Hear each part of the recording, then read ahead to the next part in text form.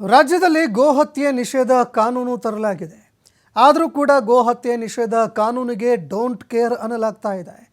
ಬಾಗಲಕೋಟೆಯಲ್ಲಿ ಎಗ್ಗಿಲ್ಲದೆ ಗೋಹತ್ಯೆ ನಡೀತಾ ಇದೆ ಅನ್ನುವಂತಹ ಆರೋಪ ಕೇಳಿಬರ್ತಾ ಇದೆ. ಬಾಗಲಕೋಟೆ ಜಿಲ್ಲೆಯಲ್ಲಿ ಎಗ್ಗಿಲ್ಲದೆ ಗೋಹತ್ಯೆಗಳು ನಡೀತಾ ಇದೆ ಅನ್ನೋ ಆರೋಪ ಕೇಳಿಬರ್ತಾ ಇದೆ. ಅಕ್ರಮವಾಗಿ ಗೋಮಾಂಸ ದಂಧೆ ಏನಾದರೂ ನಡೀತಾ ಇದೆಯಾ ಅನ್ನೋ ಅನುಮಾನ ಕಾಡ್ತಾ ಇದೆ. ಬಾದಾಮಿಯ ಕೆರೂರ ನಗರದಲ್ಲಿ ಅಕ್ರಮವಾಗಿ ಕಸಾಯಿಖಾನೆ ನಡೆಸಲಾಗ್ತಾ ಇದೆ. ಅಕ್ರಮ ಕಸಾಯಿಖಾನೆಗಳ ಮೇಲೆ ಪೊಲೀಸರು ದಿಢೀರನೆ ದಾಳಿ ಮಾಡಿದ್ದಾರೆ. ದಿಢೀರನೆ ದಾಳಿ ಮಾಡಿದಂತಹ ಪೊಲೀಸರು 7 ಜರ್ಸಿ ಹಸುಗಳು, 4 ಕರು, 12 ಹಸುಗಳನ್ನು ವಶಕ್ಕೆ ಪಡೆದುಕೊಂಡಿದ್ದಾರೆ. ಗೌಪ್ಯವಾಗಿ ಮನೆಗಳಲ್ಲಿ ಗೋಹತ್ಯೆ ನಡೆಸಿ ಅದನ್ನು ಮಾರಾಟ ಮಾಡಲಾಗ್ತಾ ಇದೆ ಎನ್ನುವಂತಹ ಶಂಕೆ ವ್ಯಕ್ತವಾಗ್ತಾ ಇದೆ. ಇನ್ನು ದಾಳಿ ನಡೆಸಿದಂತಹ ಪೊಲೀಸರು ಒಟ್ಟು 12 ಗೋವುಗಳನ್ನು ರಕ್ಷಣೆ ಮಾಡಿದ್ದಾರೆ. 7 ಜರ್ಸಿ ಹಸುಗಳು, 4 ಕರುಗಳು ಸೇರಿ ಒಟ್ಟು 12 ಹಸುಗಳನ್ನು ರಕ್ಷಣೆ ಮಾಡಿದ್ದಾರೆ. ಗೌಪ್ಯವಾಗಿ ಮನೆಗಳಲ್ಲಿ ಗೋವುಗಳನ್ನು ಇರಿಸಿ ಹತ್ಯೆ ಮಾಡಲಾಗ್ತಾ ಇದೆ ಅನ್ನೋ ಒಂದು ಶಂಕೆ ವ್ಯಕ್ತವಾಗಿತ್ತು. ಇದಕ್ಕೆ ಸಂಬಂಧಪಟ್ಟಂತೆ ಅಧಿಕಾರಿಗಳು ಏಕಾಏಕಿ ದಾಳಿ ನಡೆಸಿದ್ದಾರೆ. ಏಕಾಏಕಿ ದಾಳಿ ನಡೆಸಿದಂತಹ ಅಧಿಕಾರಿಗಳು ಗೋವುಗಳನ್ನು ವಶಕ್ಕೆ ಪಡೆದುಕೊಂಡಿದ್ದಾರೆ. ಪ್ರಕರಣ ದಾಖಲು ಮಾಡಿಕೊಂಡು ಈ ಬಗ್ಗೆ ತನಿಖೆ ಮುಂದುವರಿಸ್ತಾ ಇದ್ದಾರೆ.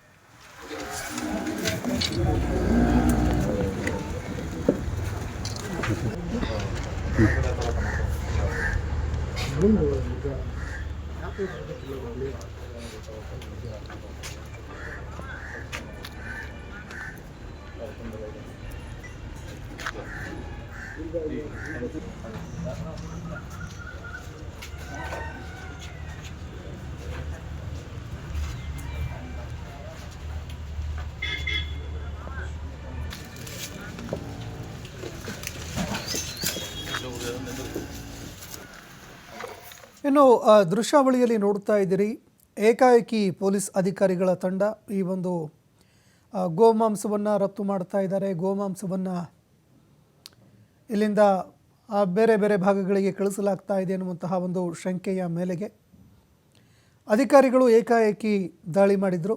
ದಾಳಿ ಮಾಡಿದಂತಹ ಸಂದರ್ಭದಲ್ಲಿ ಕೆಲವು ಹಸುಗಳನ್ನು, ಒಟ್ಟು 12 ಹಸುಗಳನ್ನು ಅವರು ವಶಕ್ಕೆ ಕೂಡ ಪಡೆದುಕೊಂಡಿದ್ದಾರೆ ಅಂತ ಮಾಹಿತಿಗಳು ಲಭ್ಯವಾಗ್ತಾ ಇದೆ. ಇನ್ನು ಇದೇ ವಿಚಾರಕ್ಕೆ ಸಂಬಂಧಪಟ್ಟಂತೆ ಅಧಿಕಾರಿಗಳು ಇದೀಗ ಪ್ರಕರಣ ದಾಖಲು ಮಾಡಿಕೊಂಡು ತನಿಖೆ ಕೂಡ ಆರಂಭ ಮಾಡಿದ್ದಾರೆ. ರಾಜ್ಯದಲ್ಲಿ ಗೋಮಾಂಸ ನಿಷೇಧ ಕಾಯ್ದೆ ಕೂಡ ಈಗಾಗಲೇ ಜಾರಿಯಾಗಿರುವಂಥದ್ದು. ಗೋಹತ್ಯೆ ನಿಷೇಧ ಕಾನೂನಿಗೂ ಕೂಡ ಡೋಂಟ್ ಕೇರ್ ಅನ್ನಲಾಗ್ತಾ ಇದೆ. ಕಾನೂನು ಜಾರಿಯಾಗಿದ್ದರೂ ಕೂಡ ಗೋವುಗಳನ್ನು ಇಲ್ಲಿ ಹತ್ಯೆ ಮಾಡಲಾಗ್ತಾ ಇತ್ತು ಅನ್ನುವಂತಹ ಒಂದು ಮಾಹಿತಿ ಲಭ್ಯವಾಗ್ತಾ ಇದೆ.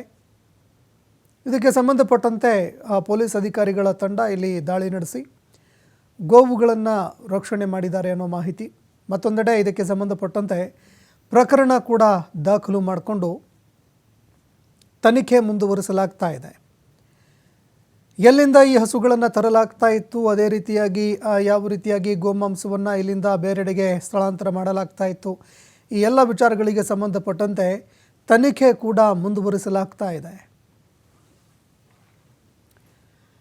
ಈ ಬಗ್ಗೆ ಮತ್ತಷ್ಟು ಮಾಹಿತಿ ಕೊಡ್ತಾರೆ ಪ್ರತಿನಿಧಿ ಗುರು ಹಿರೇಮಠ್. ಫೋನ್ ಸಂಪರ್ಕದಲ್ಲಿ ಜಾಯ್ನ್ ಆಗಿದ್ದಾರೆ. ಗುರು ಹಿರೇಮಠ್, ಅಕ್ರಮವಾಗಿ ಗೋವುಗಳನ್ನು ಹತ್ಯೆ ಮಾಡಲಾಗ್ತಾ ಇತ್ತು ಅನ್ನುವಂತಹ ಮಾಹಿತಿ ಲಭ್ಯವಾಗ್ತಾ ಇದೆ. ಬಾಗಲಕೋಟೆಯಲ್ಲಿ ಎಗ್ಗಿಲ್ಲದೆ ನಡೀತಾ ಇದೆ ಅನ್ನೋ ಮಾಹಿತಿಗಳು ಕೂಡ ಲಭ್ಯವಾಗ್ತಾ ಇದೆ. ಯಾವ ರೀತಿಯಾಗಿ ಇಲ್ಲಿ ಗೋ ಹತ್ಯೆಯನ್ನು ನಡೆಸಲಾಗ್ತಾ ಇತ್ತು, ಅದೇ ರೀತಿಯಾಗಿ ಅಧಿಕಾರಿಗಳು ಯಾವ ರೀತಿಯಾಗಿ ದಾಳಿ ನಡೆಸಿದ್ರು, ಈ ಬಗ್ಗೆ ಮತ್ತಷ್ಟು ಮಾಹಿತಿ ಕೊಡೋದಾದ್ರೆ. ಸಂತೋಷ್, ಖಂಡಿತ ಏನು ಕಳೆದ 1 ವರ್ಷಗಳ ಹಿಂದೆ ಕೂಡ ಇಂಥ ಪ್ರಕರಣಗಳ ವೇಳೆ ಬಹಳಷ್ಟು ನಿಗಾ ಇಡುವಂತ ಕೆಲಸ ನಡೆದ ಇತ್ತು.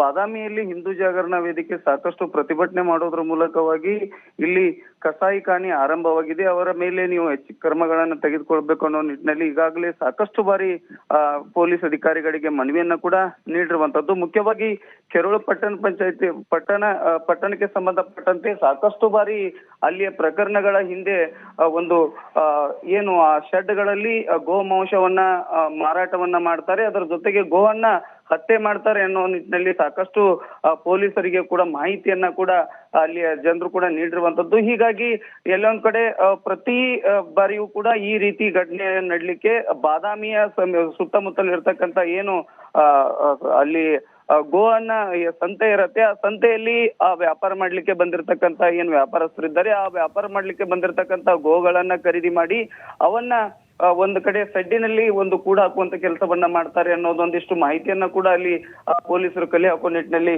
ಇವತ್ತು ಕಾರ್ಯಾಚರಣೆ ಕೂಡ ಮುಂದಾಗಿರುವಂತದ್ದು. ಮುಖ್ಯವಾಗಿ ಬಾಗಲಕೋಟೆಯ ಸಮೀಪದಲ್ಲಿರ್ತಕ್ಕಂಥ ಕೆರೂರು ಪಟ್ಟಣದಲ್ಲಿ ಅತಿ ಹೆಚ್ಚು ಗೋ ಹತ್ಯೆಯನ್ನ ಮಾಡಲಾಗಿದೆ ಅಂತಕ್ಕಂಥ ಆರೋಪವನ್ನ ಕೂಡ ಮಾಡಿರುವಂತದ್ದು. ಸದ್ಯ ಬಾಗಲಕೋಟೆ SP ಆಗಿರ್ತಕ್ಕಂಥ ಅಮರ್ನಾಥ್ ರೆಡ್ಡಿ ಅವರ ಸೂಚನೆ ಮೇರೆಗೆ ಇವತ್ತು ಕೆರೂರು ಪೊಲೀಸ್ ಠಾಣೆಯ ಒಂದು PSI ಏಕಾಏಕಿ ದಾಳಿ ಮಾಡಿರುವಂತದ್ದು. ದಾಳಿ ಮಾಡಿರುವಂತ ಸಂದರ್ಭದಲ್ಲಿ ಈಗಾಗಲೇ 4